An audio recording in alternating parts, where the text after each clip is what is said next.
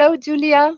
I am grateful you took time to do this interview with us, and I am more than excited that you will be talking about myofascial development and maintenance at the PDT-AGM conference in Slovenia.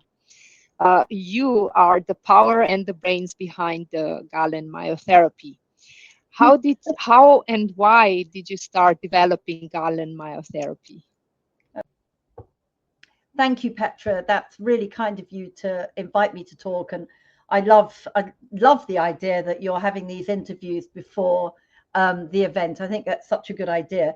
How did I start? Well, started over 20 years ago. And the thing that, well, in fact, this thing started nearly 30 years ago, was a dog. Like so many of us start with a dog that inspires us to have to do something or to do something. And this was Huffo, a Labrador, who was only 6 months old. And basically, he suffered an injury that didn't allow him to lift his head. So he was really struggling. And I saw 2 or 3 different vets who, at that stage, didn't really have the diagnostics or any sort of information or any referrals to go to. And they concluded that it was some sort of Labrador condition that would never get better, and he would always be like that. So therefore, being put to sleep was the only answer.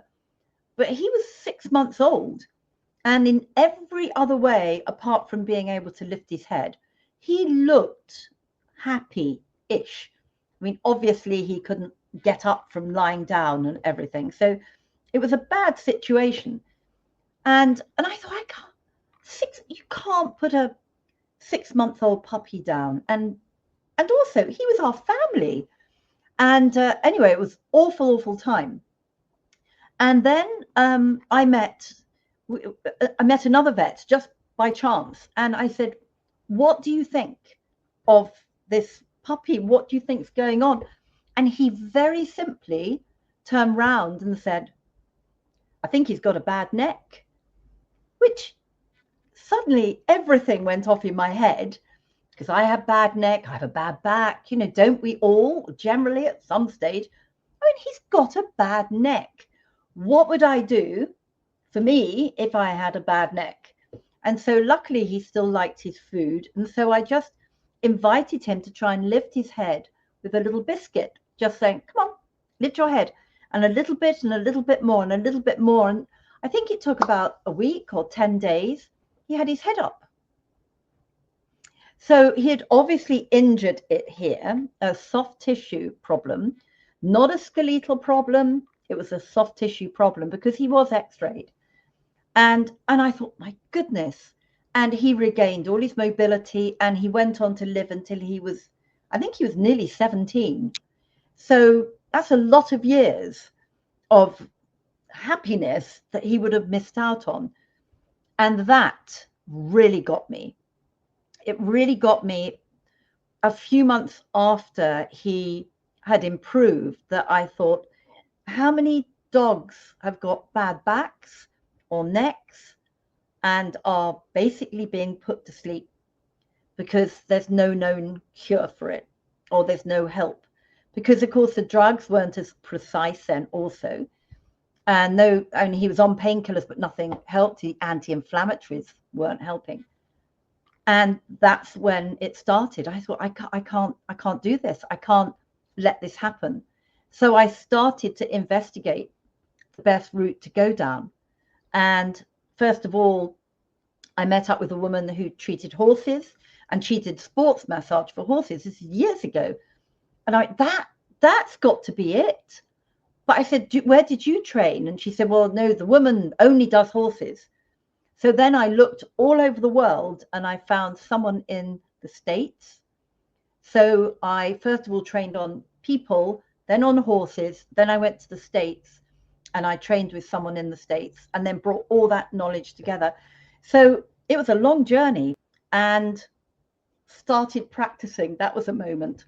And I didn't really know how it was going to work, whether vets were going to refer to me, but they started to, because there was no one at that stage doing anything like I was talking about, and talking about soft tissue and muscles and muscle injury and muscle damage, and compensation was not something in people's vocabulary.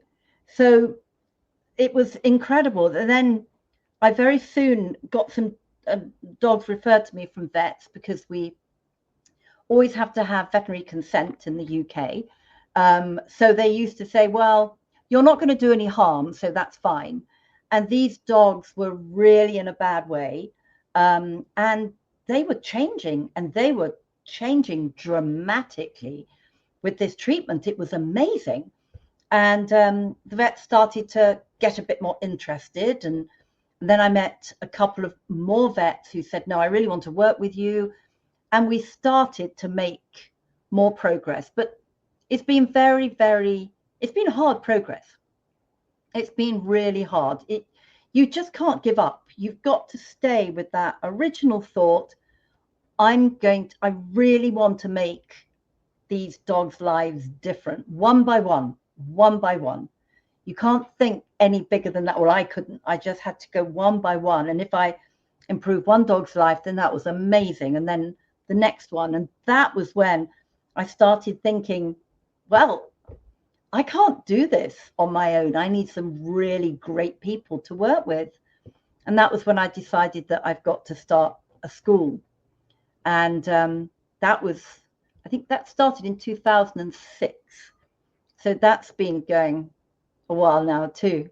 So, if you've got a great big boulder to push up a mountain, you need some good people, don't you, to push alongside. Yes. And Yes. that's what we've got now. We've got over 60 therapists that work. I mean, we've trained a lot more, but 60 that work with us, and everyone's pushing that boulder, which is really lovely. Yes, Yeah. it's amazing what you do and your team does, Yeah. because it's still I can say for Slovenia, soft tissue damage is still not recognized Mm. widely by the vets or even Yeah. orthopedic vets, so the specialist. Well, They I don't think, do, to be honest, I don't think it is anywhere. It's still not really, it's still all about the skeleton.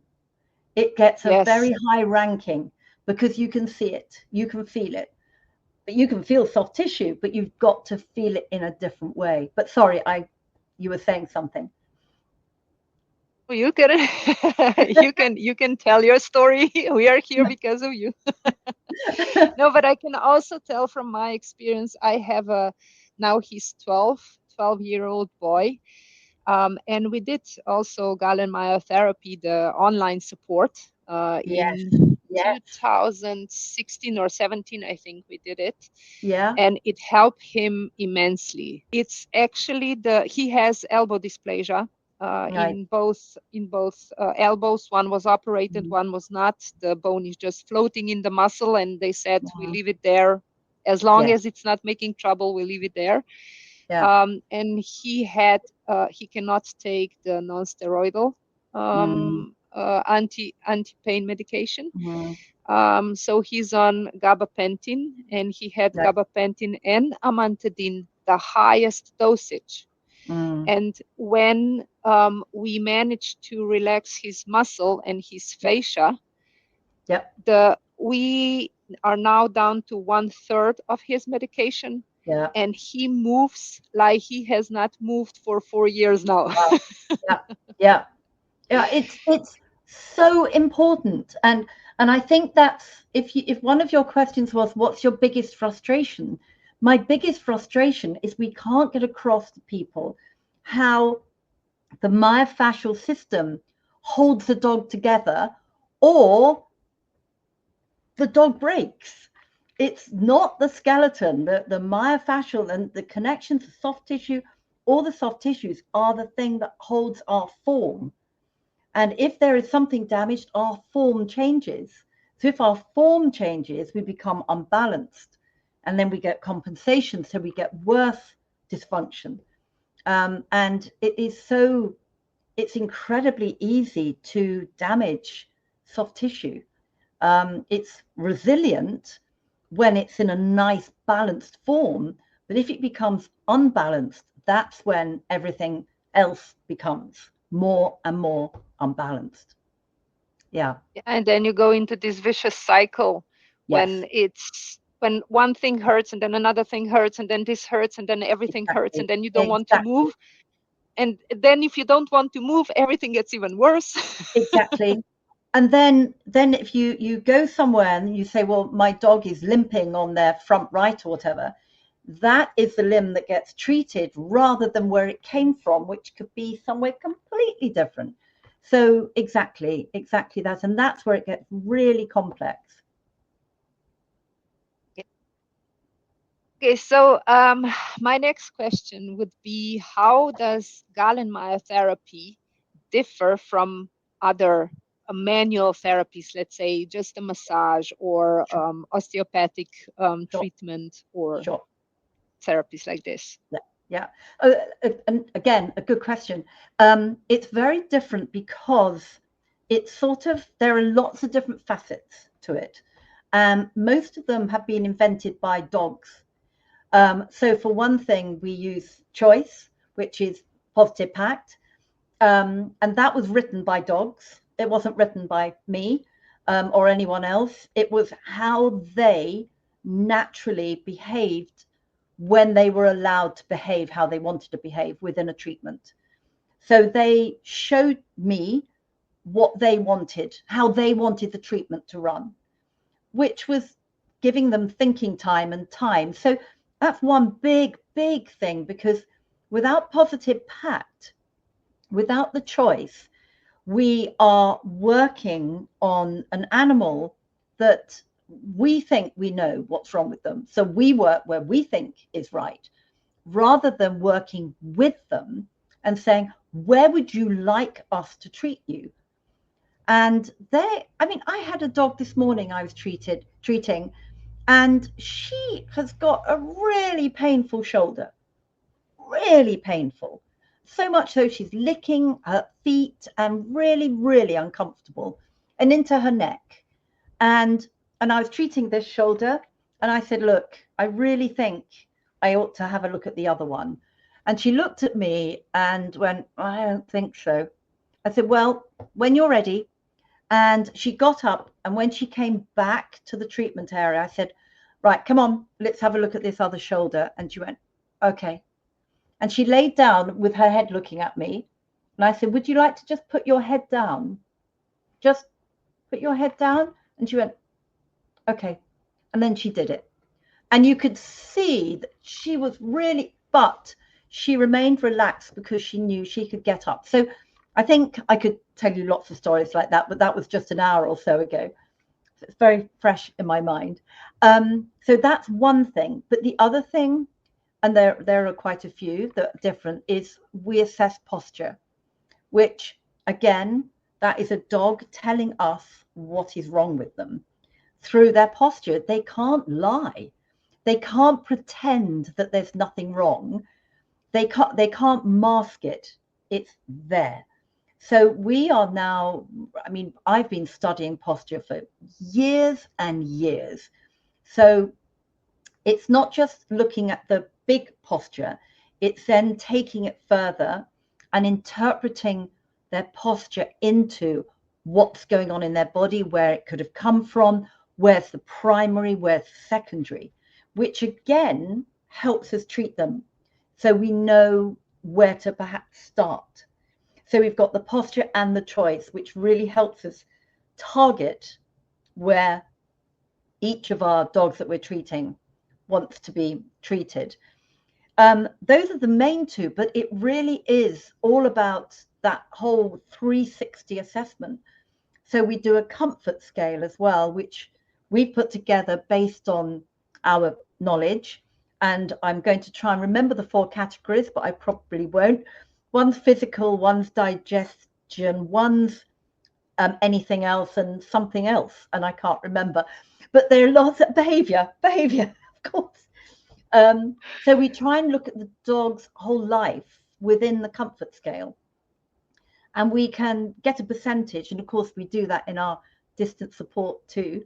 So we can then look at them from a behavioral perspective as well as an everyday perspective, how they are moving, what their tail's doing, whether they stretch, whether they have tummy problems, whether they got anal gland problems. All of this gives us a very clear idea of what's going on in their body too.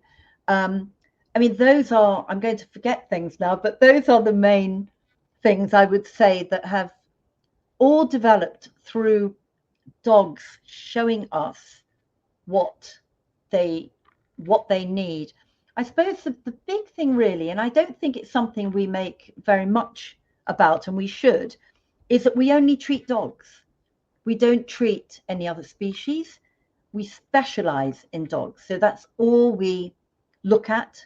We look at other species from interest perspective, and any science that may be relevant, then we look at that, but we only treat dogs. So our rehab too has only come from natural movement, natural functional movement, looking at functional anatomy of the dog. So we don't use human exercises as for a dog. We only use what are relevant for dogs for rehab. So those are, I think, a few things that make us a little different, because the dogs wrote the books. What I really like is how you started explaining that this was written or taught by dogs, because the choice that they have, for me, is so important, not just from ethical or empathic view, but if you're forcing a dog to do something so you can work on the part that you think that is wrong, you could actually be doing damage on the other side, because he's getting more and more cranched and doesn't want to work with you, and then he's overburdening this side because you are treating the other side, and this really doesn't work. And this is so important, and I think that this is something that is missing in most other approaches, I will say. Exactly. Like this. I agree.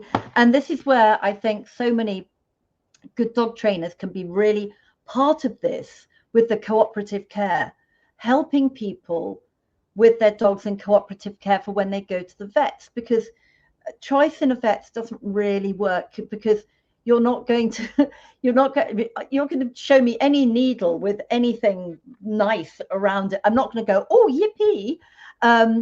But you can help a dog be more secure in that environment.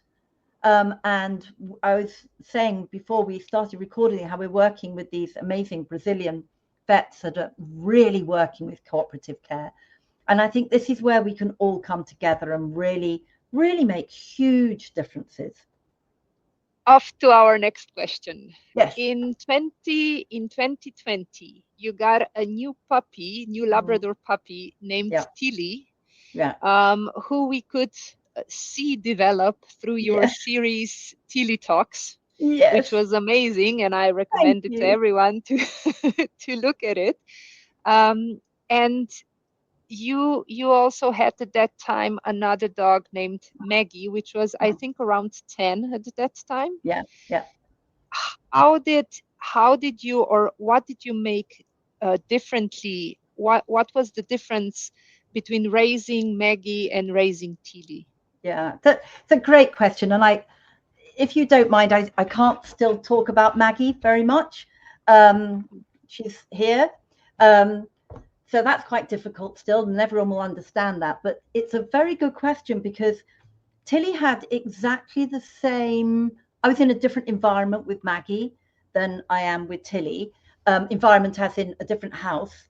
But Maggie had the non-slip flooring, the lack of going up and down, repetitive strain. I was very, very, very careful with Maggie, with all of those things, as I have been Tilly.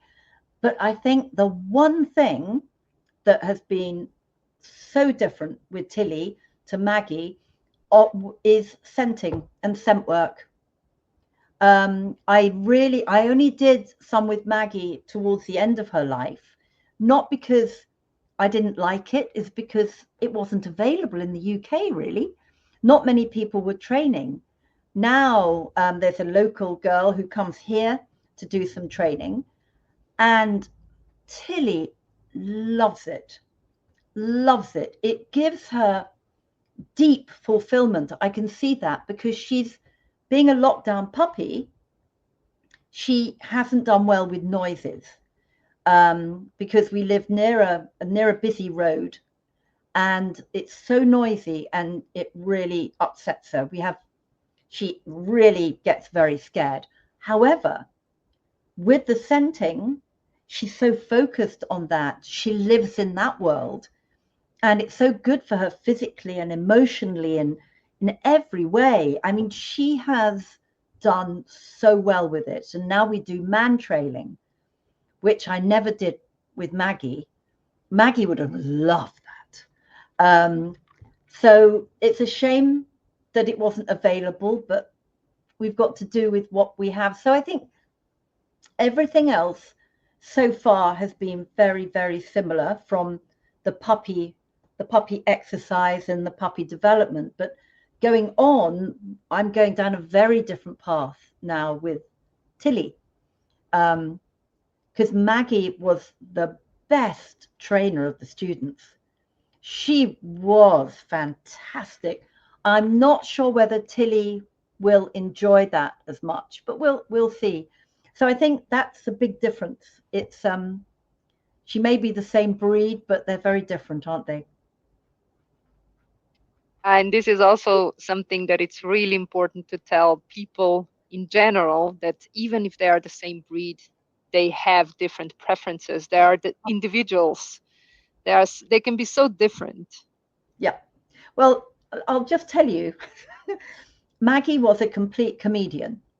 I mean, total comedian. Tilly is very serious. She's quite earnest. She does have her silly moments, but Maggie. So when we started doing the scent training, when they were just finding the clove, she she knew the game, she knew it, but she used to go along and go and put her nose on something and go, it may be there, but then again, it may not be. What do you think? And I was going, Maggie, I have no idea. I don't have your nose. And she went, I know you don't. What do you think? And I would go, okay, it's there. She went, no, it's not. It's there. And then she used to do these. She used to roll over and entertain everyone. She did not take it in any way seriously, which was wonderful. Whereas Tilly, it's like, right, I'm going to work and I'm going to do this. And she would not think it appropriate to have fun, as in fun being silly fun. No, very different, very different. Yeah.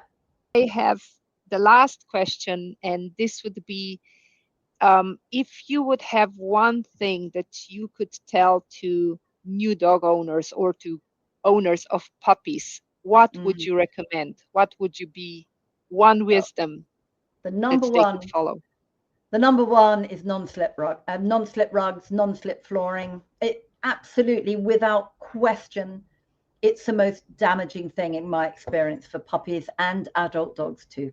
Yeah, very simple. Oh, that was easy. It was very easy and quick, very quick. Yeah, yeah. Yeah. So thank you very much, Julia, for this. My Um, pleasure. we are so happy, and I'm so excited and can't wait that we hear you talk in Slovenia, I can't wait. I and can't wait. we will see you there. You will indeed. Thank you very much, Petra. It's been lovely talking to you.